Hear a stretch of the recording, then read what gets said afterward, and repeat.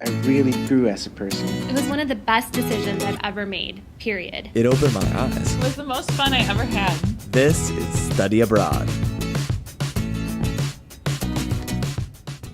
The conservation class has been one of my favorites. You are literally making the frescoes, or gilding a wood panel, or cleaning ancient fragments of a fresco. And so it's been really interesting to see that aspect of art, because you can study a work for weeks at a time, or you can take a survey class at school and see the whatever it is on the screen. But if you don't understand it, and you appreciate it so much more when you have it in front of you, and then also when you're learning how it's made.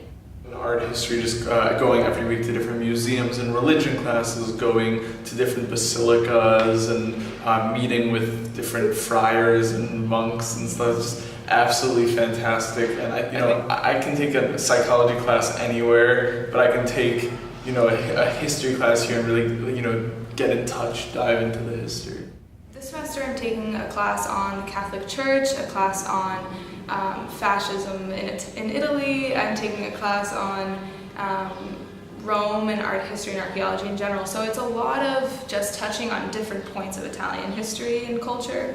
So it's super overarching and it encompasses so much, and I love that. And then of course I'm taking Italian, which is awesome. I was able to take the advanced course and really fully immerse myself into the language.